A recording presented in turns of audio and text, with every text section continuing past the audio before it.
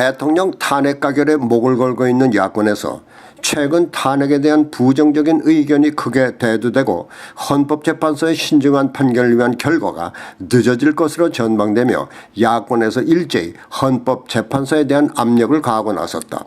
당초 대통령 탄핵은 야권의 주도로 이루어지며 주요 언론들과 촛불 민심을 빙자해서 타당한 것으로 여론몰이를 할 수 있었지만은 시간이 지나며 특검의 수사에 맹점이 드러나고 특히 주요 언론에서 묵살했던 보수계층의 비중 있는 논객과 언론인 그리고 법조인들의 탄핵 부당 논리가 힘을 받기 시작하면서 탄핵에 대한 회의론이 일기 시작한 것이다.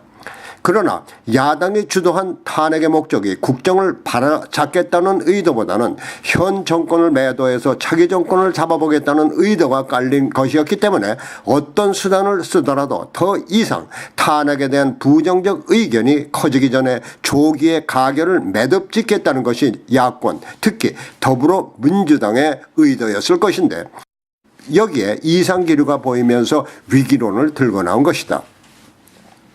그런데 그 위기를 극복하겠다는 야당의 발상이 너무나 위험스러운 것이어서 그렇지 않아도 야권의 좌편향적 발상이 종북으로 가는 것이 아닐까 하는 우려가 사실로 드러날 수도 있음을 보여주고 있다는 것이다. 바로 법치가 아니라 촛불과 민심혁명으로 그들의 뜻을 관철시키겠다는 것이다.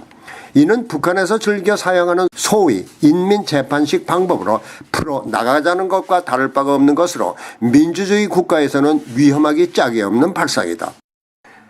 그것은 법에 의존하기보다는 일부 추정 세력들을 선동해서 초법적인 방법으로 뜻을 이루겠다는 것인데 이와 같은 북한식 선동 정치를 차기 정권을 잡아보겠다는 정치 집단의 의도가 바로 그런 것이라면 민주한국의 앞날은 암담할 수밖에 없다.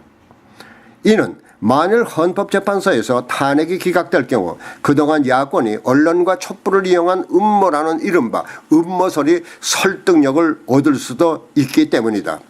그렇게 되면 야권은 설당을 잃게 되니까 어떤 수단과 방법을 동원하더라도 뜻을 이루겠다는 것으로 민주국가의 정치인들이라면 도저히 상상할 수 없는 일을 마다하지 않겠다는 것인데 이와 같은 야권의 태도를 판단하는 것은 한국민들의 몫이다.